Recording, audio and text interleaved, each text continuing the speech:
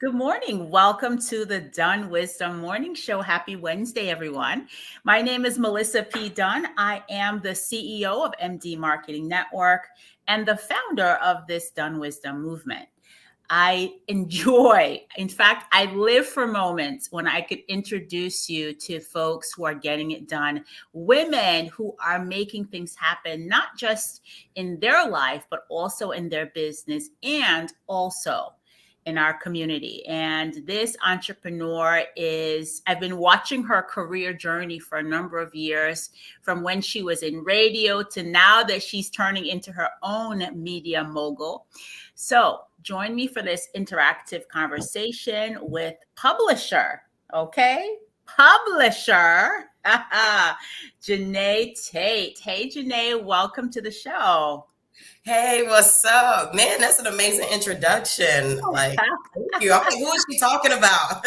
I'm talking about you, sis. Like, I remember back in the day when you used to be my media rep when I was doing buys, on the radio. Great journey.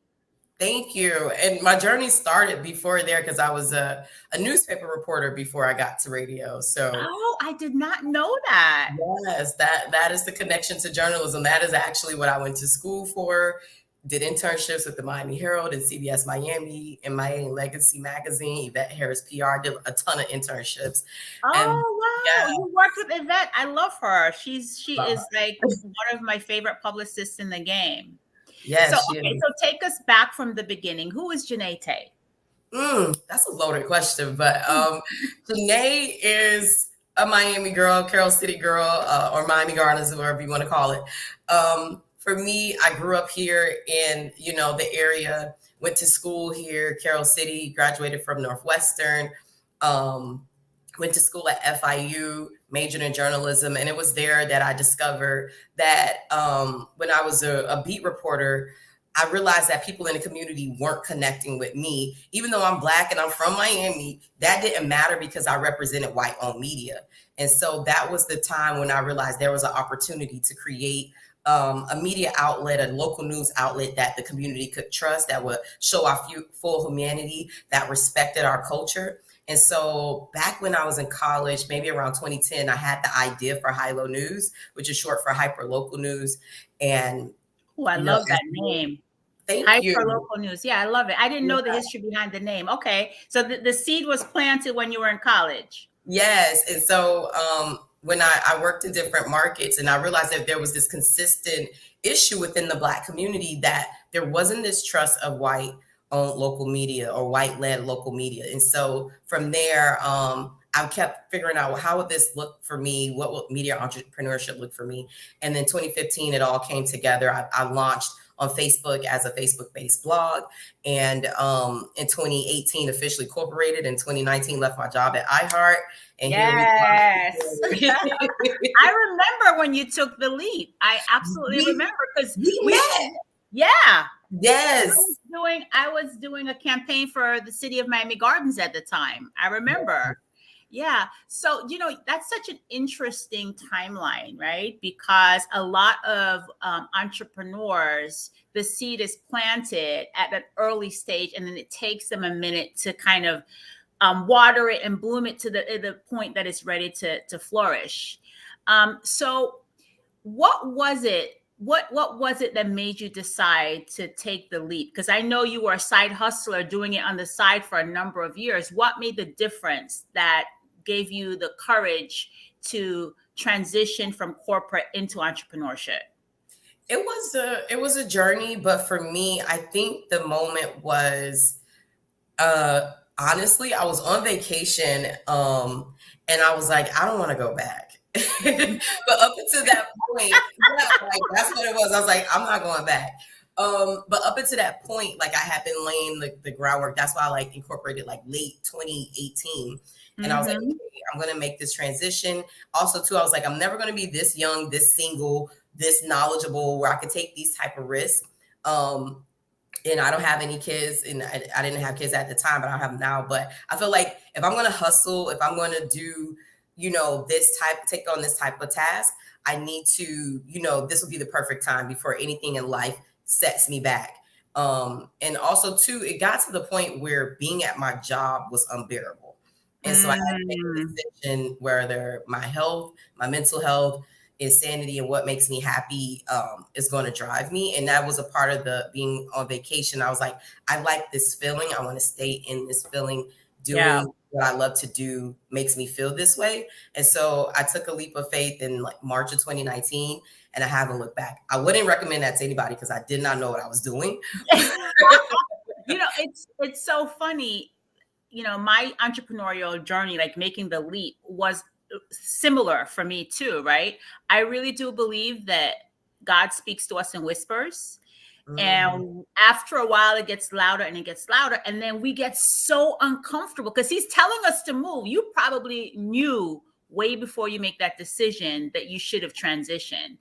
And so your life perhaps became so uncomfortable that you had no choice but to jump because you liked feeling safe. I'm sure you like to get that regular paycheck, right? Yes. So if you had to do it over again, what would you have done? Like, what would you say to women right now who are sitting in their good corporate job? The seeds already been planted. Maybe they've incorporated the business. Maybe they're doing it as a side hustle.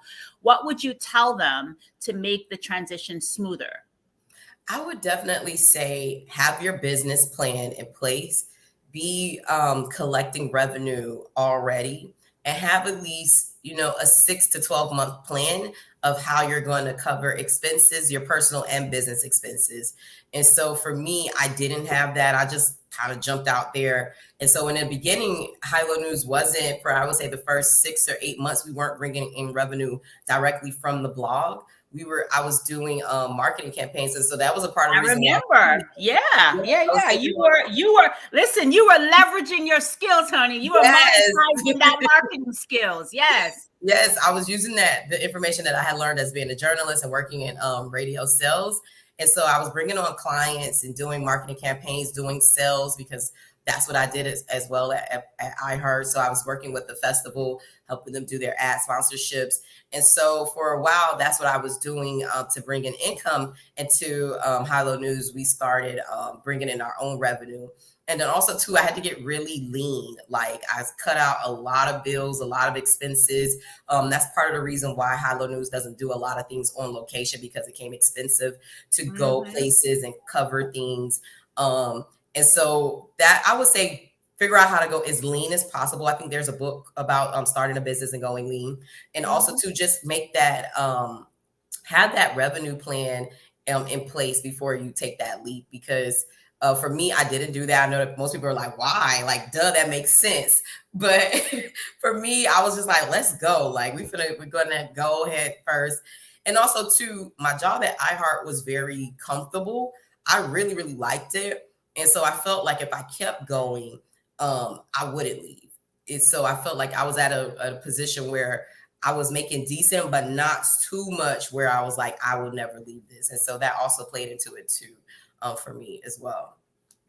Yeah, that makes a lot of sense. Great advice, Janey. And so co-hosts, join the conversation. Type in where you're tuning in from. Say hello, say good morning so we can shout you out. And if you have a question for this media entrepreneur, type them in right now. Good morning, good morning, good morning. All right. Jay James is tuning in and saying right there, Janey, we're here. Your peeps are on. He's watching from YouTube right now.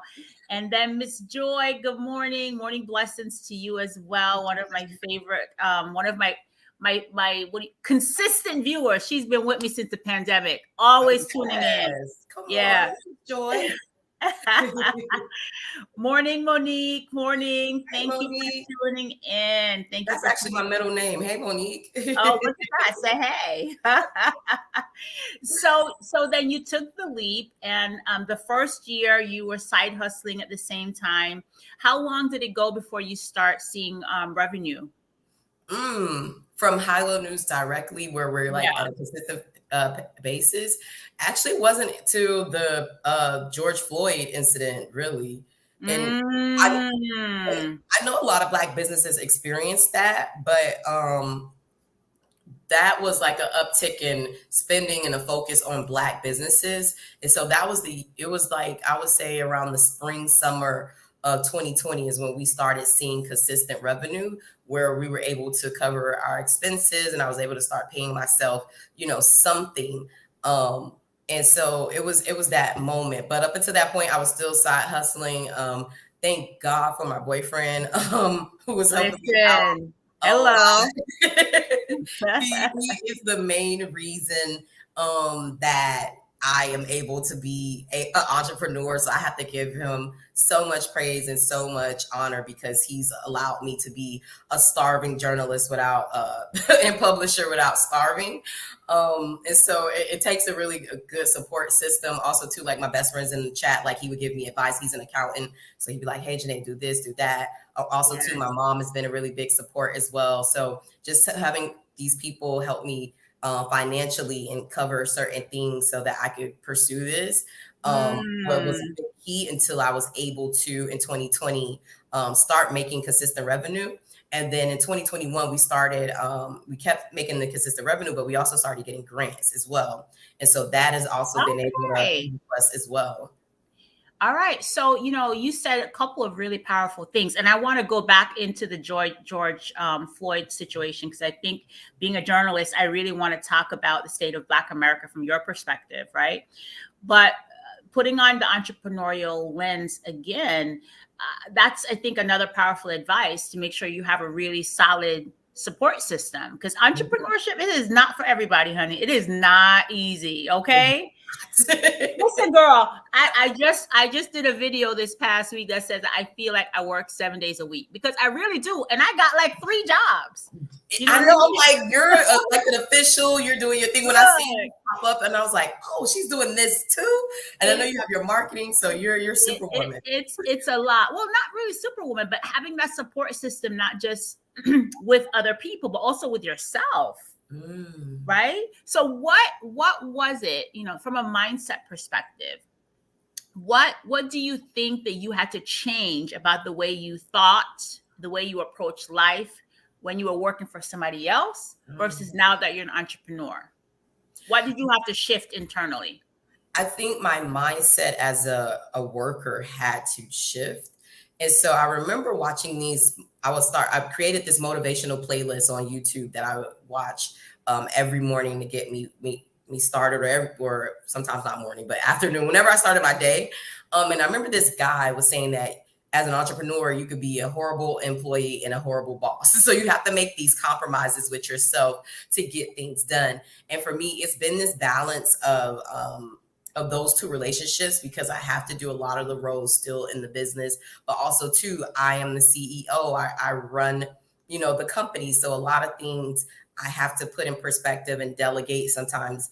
And that could be difficult, especially when it's a new venture and it's your baby. It's my baby. Hello News is like my child. And so sometimes it's hard to let go of some of those things. And so that mindset I had to really work out of, like, you've got to learn to delegate, outsource certain tasks that can be done easily, duplicate your process so that you can teach it and train somebody else so that you can move on to other things that'll help the business grow. And so right now in the phase of our business right now is I just hired a managing editor. Her name is Derricka James. She's amazing. She worked with Blavity, NBC Tampa.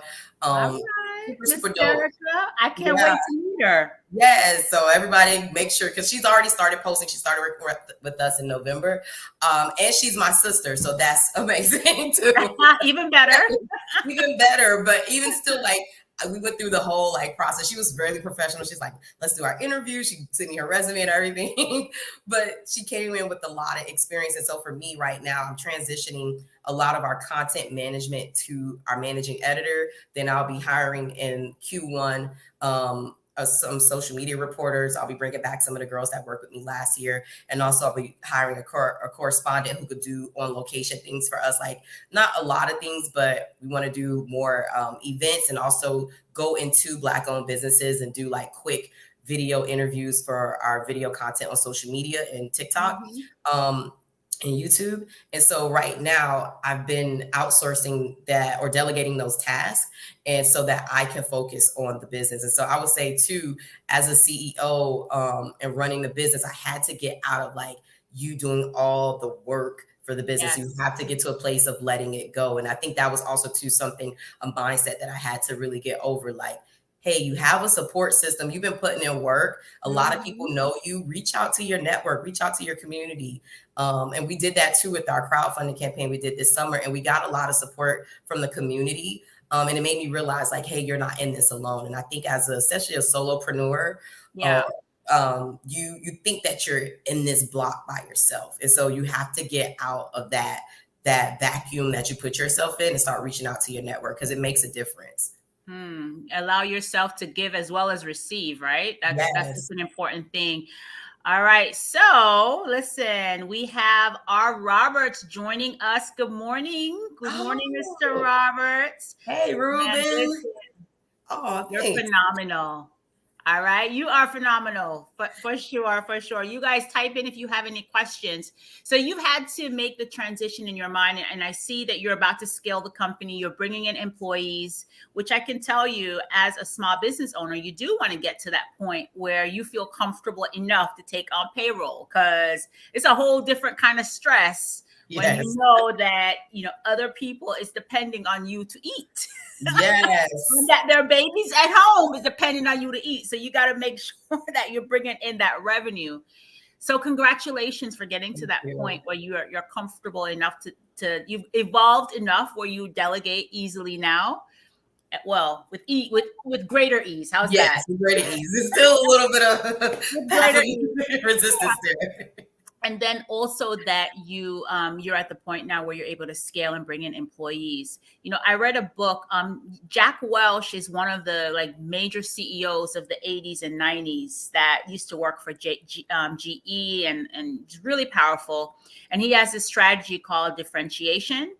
And in his book, he talks about the growth or the success of his career as an entrepreneur, as a CEO, was surrounding himself with good people, right? So he always had people and strategies, right? And being able to choose the right people and have strategies in place for them to do the work according to your vision is really the key to success. So congratulations, man. It sounds like you are really at that milestone. So I'm really proud of you. Congratulations for that. Oh, thank you. And I definitely have to give a huge shout out to Ruben Roberts. That's R. Roberts in the chat because he's definitely somebody a part of my village, but he also has been a supporter of Hilo News from the very beginning and an advertiser, and that makes a big difference. Yes. And so I really have to let people know, like, supporting your own and supporting people, especially when they're starting out, it makes a huge difference in the success of their business.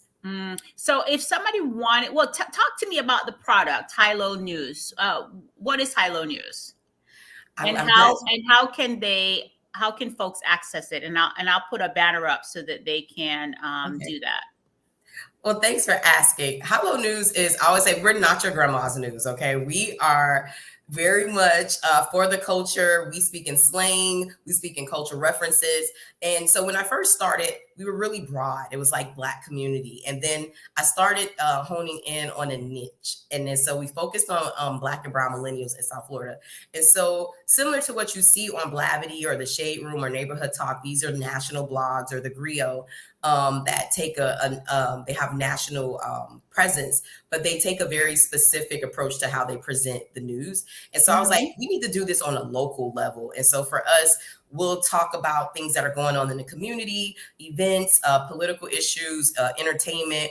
But we also have comedic videos that we post. We post commentary. And we all do it from a perspective that the Black audience is familiar with, is in our tone of voice. And so if I say something about a Martin show or The Color Purple, and we make a reference into our commentary, it is very specific to our culture. And here's the thing, ironically, Hilo News has a almost 40% non-Black audience. And so it's interesting that we have this diverse community. And what I say about Hilo News is everybody's invited to the cookout. is not just for Black people, it's made for Black people. And so you're welcome to come to our cookout. You're just not going to tell us to put raisins in our potato salad. You're going to eat what's on this menu. Okay. And so she's like, no raisins in potato salad, please. No raisins on the potato salad. You're not going to control the playlist, but you're welcome to come if you want this content, if you want this field of culture. I also noticed too, a lot of transplants from different cities are tuning into Hilo News. Nice. And so a lot of Black people who are from Chicago and Detroit, and we've had this really huge tech boom here in South Florida. People are coming from different cities. Black people from different cities are finding us and seeing a way to organically to connect with the community, the Black community here. And so I really like that space that we're in too with the Black transplants that are coming into South Florida. But even to our partnerships with the New Tropic and Refresh Miami, I think had allowed us to open ourselves up to a more diverse audience here in South Florida. And so I think that is reflective of our demographic of 40% non-Black people who, are tuning in and consuming Hilo News. And so I would say our niche is from our competitors is the fact that we're millennial focused and very hyper, Black in our approach.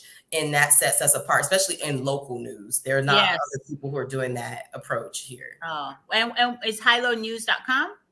hilonewsmiami.com. hilonewsmiami.com. All right. So I'm going to put that up. And then what are you on social media? So we're on Facebook, Instagram, TikTok, Twitter, LinkedIn, all the things, YouTube. We're everywhere. And so I really would encourage your audience to, connect with us, follow us, come see what we're talking about. Even though I said we're millennial focused, we reach a large demographic here. So everybody, I see what's your IG handle? Hilo News at HYLONEWS. And so I would say follow us there, connect with us. If you want to see more of what we're doing. At Hilo News, that's it? Okay, All right, got it. So I'm going to scroll. That's Instagram. All right, so I'm going to scroll it across the bottom so that folks can check you out. Or maybe I'll just put it there. How's that? We'll just leave that up there. Thank you. Leave it there for a minute, girl. We'll just leave it there for a minute. All right, so now let's get to what's hot right now what's the state of Black South Florida as you see it? What are you noticing? What are some of the trends right now?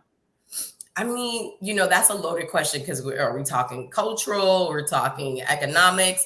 I'll say this. I do see that there is a lot of interest in local issues when they're brought to the forefront. So I know the issues in Virginia Key Beach in Miami, that has been a really big hot button issue. And I thought that story was really interesting, and we've been following it and we're still following it, is the fact that the community got so riled up and they were so involved. And so I saw something in the community that was like, hey, when you bring us these issues and you let us know when we're informed, we'll get involved in it. And it's something that in a way that I haven't really seen before in my 12 years of being a journalist, where something that was so grassroots and so specific, where there was a lot of community support. Also, too, I see a lot of talk about affordability and living in Miami and living in South Florida and the disappearing of Black Miami or Black Broward.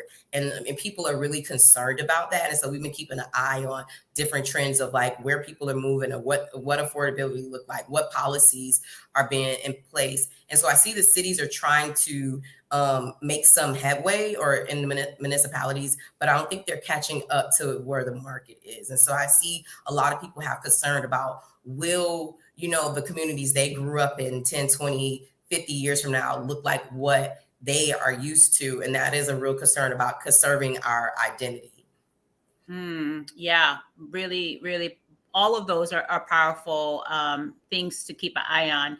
And I think the other thing, too, for us to look at is what economic prosperity looks like and to make sure that it doesn't miss us, right? Yes. So a lot of talk about equitable this and equitable that, but what's real equitable? What's real equity? And are the policies being implemented in a way that is indeed equitable. So definitely something to keep an eye on for sure. So so you're hiring new people. What's next? What are you up to? What's your next dream? Wow. I would say short-term goal is for us to, really double down on increasing our revenue and making more media partnerships. So even with you, like offline, like making partnerships with people who are creating content, especially here in South Florida, Black publishers, BIPOC publishers here in South Florida. So creating an ecosystem where we can all share content easily, so there's not overlap, or we can help share resources. And so I'm really, really interested in how do I help strengthen the ecosystem of Black-owned media here. I'm a member of BOMA, Black-owned Media Alliance, here started by Dexter, and Tony Lassane is now our current president. But also, too, there are some people who can't afford that membership, but they're still publishing and doing things here in South Florida, and they're in that media and news space. So I'm trying to figure out and working with different people, what do we do to strengthen Black-owned media here? Because I think that is one of the key issues that is going to be the key to our economic success as Black people in the community, because we get information out. And so as we're talking about policy and things like that with economics, if you have a trusted source telling you and breaking those things down, that's a difference in how you are as a civic person here living in South Florida. And so that's one of the things I'm focused on. And then I would say long term, we just finished an accelerator with FIU Venture Miami program.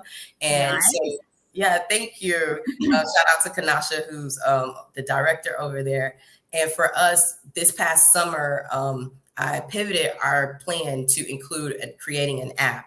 And so now we're in the process of what the scaling looked like. So for High Low News, it never was supposed to just be South Florida. I've always wanted to expand to different markets because, like I said, working in different markets and meeting other people in different markets, there's this void when it comes to Black-owned media, local news, and getting information out. And so I wanted to create now an app where you can get local news on demand. And that's what scaling would look like for us. So I'll be in the process of doing pitches and meeting with investors and seeing what do we need to do to develop that so that we can scale High Low News to different markets. And I think that will be an easy way for us to do that. Wonderful. Well, I could tell you are definitely poised and positioned to make that vision happen. Thank you. Yeah, you are. I've been watching you, girl. You're not afraid to roll up your sleeve and do the work. And that the hustle counts for a lot. Yes, it does. It counts for a lot. And just to get in your personal business, I heard you talk about a boyfriend. Is there anything else on the horizon? Hopefully, if it was up to me, we would have got married during the pandemic. Like I was like, let's just go to the courthouse. He wants the wedding, but you'll definitely see a hyphen in my name maybe in the next year or two. Okay, good. We're good. That is, I've been, I'm very public about my personal relationship and things that I've gone through dealing with domestic violence and things like that. And so to be in this space with someone who truly unconditionally loves me, this is such a good, I've been hearing people say soft spaces, or I'm tapping into my soft self. And he allows me to do that. He's a safe space for me. And like I said, the support that he has given me, so many times I wanted to quit High Low News. I wanted to do something else because it gets really hard. It gets really tough. It feels like we're not, catching up or growing as quickly as other people.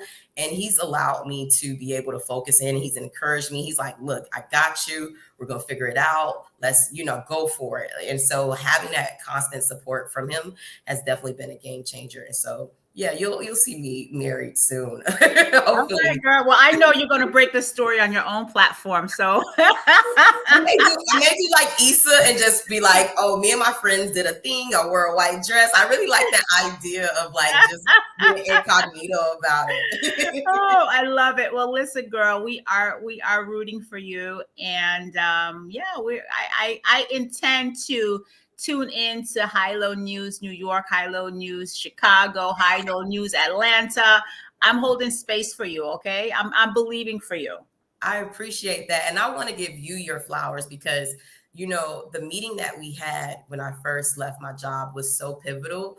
And the fact that I know a lot of people say Black women don't support or Black people don't do, and I'm like, that has not been my story. I don't even think that's the majority of our stories, because we uplift and hold each other. And I'm so grateful that you took the time, because even though we were talking about business, you were like, look, how can I support you? What does this look like? You were giving me tips and advice.